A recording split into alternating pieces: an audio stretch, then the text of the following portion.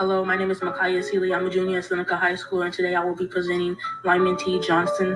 Lyman T. Johnson was best known for breaking the racial barrier at the University of Kentucky, where in 1949 he became the first African American to attend classes there. As an educator at Central High School in Louisville for 33 years, he quickly became the most vocal public school teacher in denouncing discrimination and being involved in social justice and equality issues. Johnson fought to end unequal pay for African American teachers. He also served for nearly 10 years as an assistant principal and school board member in Jefferson County Public Schools.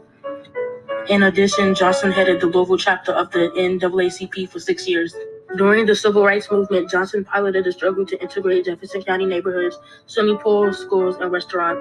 Always a catalyst for change, he was a grassroots leader who commanded a lifelong fight for equality in educational opportunities. There are fellowship programs named in his honor, and a dormitory was renamed Lyman T. Johnson Hall at the University of Kentucky. The Lyman T. Johnson Middle School, commonly known as Johnson Traditional Middle School, was named in his honor in 1980. A biography of Johnson titled The Rest of the Dream, The Black Odyssey of Lyman Johnson was published in 1988.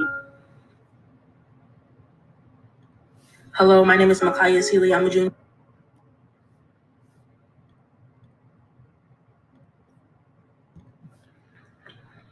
Hello, students of Seneca High School at the Black Student Union. I appreciate you for inviting me to speak to you today and tell you a little bit about what I do. I am Jermaine Fowler. I run the Humanity Archive, and it's an educational website. It's a podcast, and I tell the untold stories of history. And I do it in the spirit of those great Black history figures that came before me, those who, like James Baldwin, one of the greatest essayists of all time, said that we are trapped in history and that history is trapped in us. So then I recognized the need, and then my passion for history came together to create the website and the podcast. And I just recognized that there's pastness in the present, but we don't always get all the stories that bring a diverse history to the forefront. When I was coming up in school, I didn't hear about the empires of West Africa and spread throughout Africa in my history courses. I didn't hear much beyond civil rights, and even civil rights was taught in such a narrow way where you didn't really even know what they were fighting for or against, and they only kind of gave you like a highlight reel and a few figures. You didn't learn about Fannie Lou Hamer. You didn't learn about Ella Baker alongside Dr. Martin Luther King. You didn't learn about the lynchings. You didn't learn about the police brutality, all these things. Again, where we realize there's pastness in the present, and those things are still manifesting and affecting the Black community today. But it's not just Black history, it's history for everybody, but it is mostly the telling of Black stories.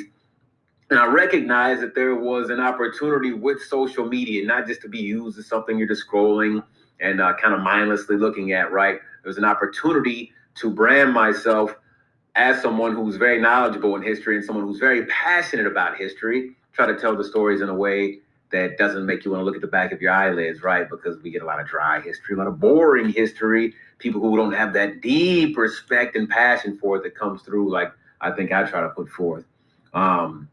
So yeah, ultimately, I just put it all together. It came together as a website, created the website, the Humanity Archive, started producing content for social media, and just putting it out there, and it started to pick up traction because I know people see the need for this and they're longing to hear their stories, not only Black people, but also, white people as well who didn't get these stories.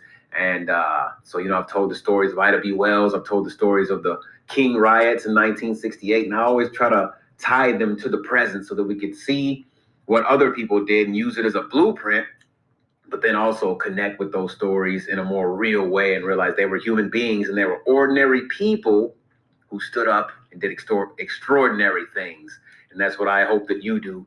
We're all ordinary people, but through your academic excellence, I know you all care about your education because you wouldn't have been asking me to speak to you. I know you care about moving humanity forward. So be that extraordinary person who does extraordinary things. The world is waiting on you. The world needs you. I am appreciative of you, and I am longing for each and every one of you to do something great. So thank you for inviting me today. That's what I do. And the Humanity Archive, thank you, Faith, for inviting me. And hopefully I'll see you all around. Thanks.